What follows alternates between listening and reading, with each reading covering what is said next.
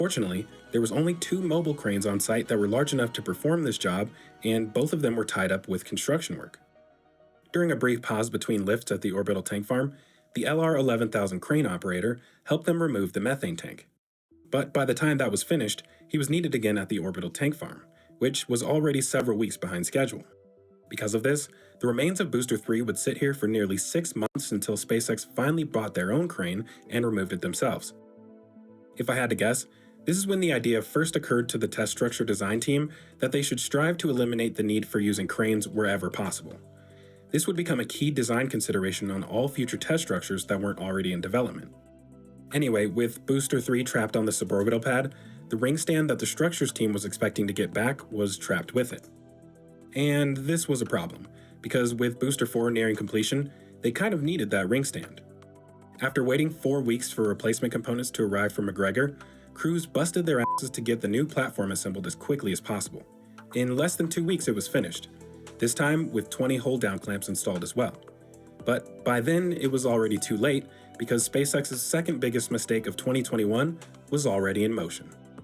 Instead of waiting for the test stand to be completed, when Booster 4 rolled out for the first time to the launch complex, all 29 engines had already been installed.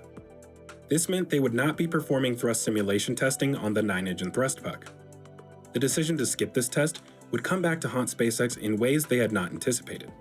Well, actually, to be fair, it's probably more accurate to say that this would come back to haunt Elon.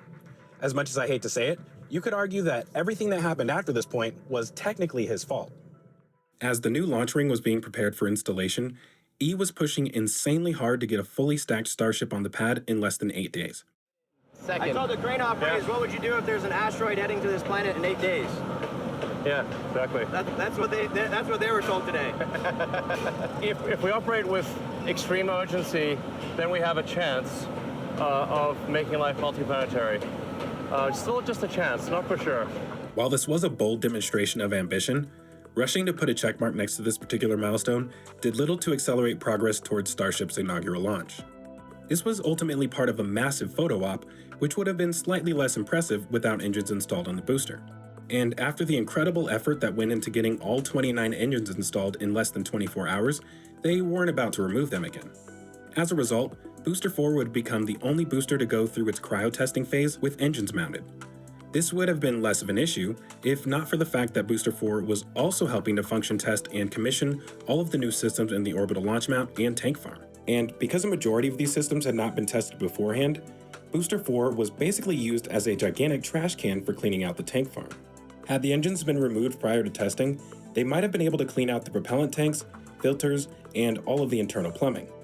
Instead, all 29 engines were contaminated with foreign objects and debris and rendered unsafe to operate. In my opinion, had they followed the same procedure they were already using for preliminary ship testing, all of this would have been avoided. While it is extremely funny to blame Elon for this disaster, I think there is another important factor that influenced the situation and led to things going down the way they did. I'm willing to bet a majority of people watching this episode have never even seen this multi-purpose test stand before, at least not in this configuration.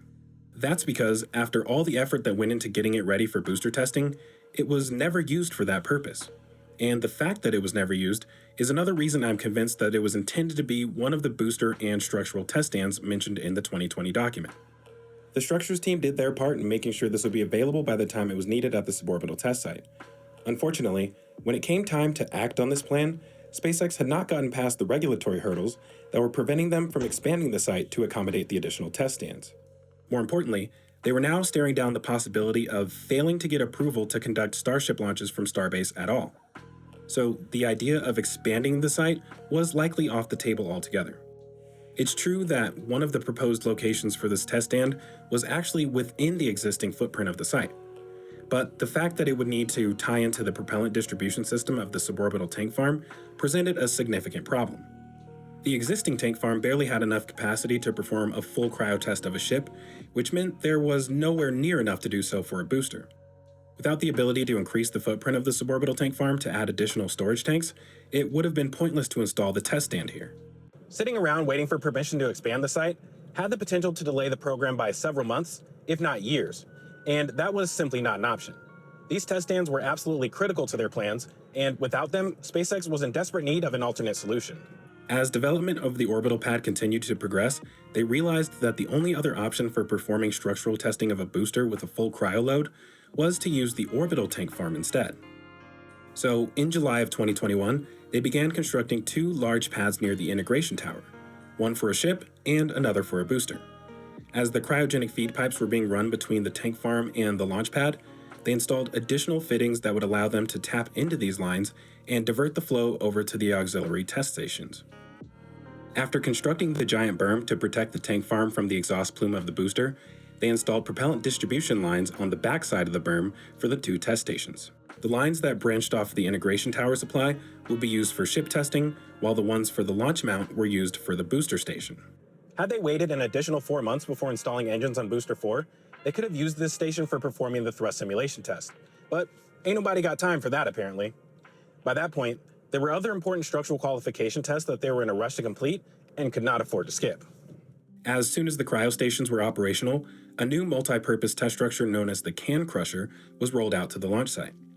This impressive structure had the ability to be used for testing the thrust puck of the booster, but at the time, it was configured with 6 hydraulic actuators in the center for testing the new thrust puck and aft dome of the ship. The B-2.1 hybrid tank was one of the more interesting test articles SpaceX has ever created. Similar to BN2, it had a booster forward dome, but this time they included the inner stage as well, since that extremely important component had not been tested yet. We call this a hybrid tank because for the aft dome, they used the new 6-engine ship dome with the upgraded thrust puck design. The thrust puck had already been tested separately on SN15 when it was first introduced, but it was important to test it together with the new aft dome. Instead of sleeving the dome with a ship aft skirt, they used a booster aft sleeve instead. This allowed it to interface with the hold-down clamps and also enabled the test article to be used for stress testing the aft sleeve of the booster. After performing the first structural test, where the hydraulic actuators were used to apply loads to the ship engine mounts, the can crusher was moved back to the Sanchez site. They needed a bit more time to make modifications to the booster aft sleeve, which would take several weeks. In the meantime, they knocked out another important structural test. The GSE-4 test article was a shortened version of the vertical storage tanks at the tank farm. After installing some pressure transducers on top of the tank, they filled it with liquid nitrogen and let it slowly build up pressure until it finally popped. When using homemade tanks to store massive quantities of liquid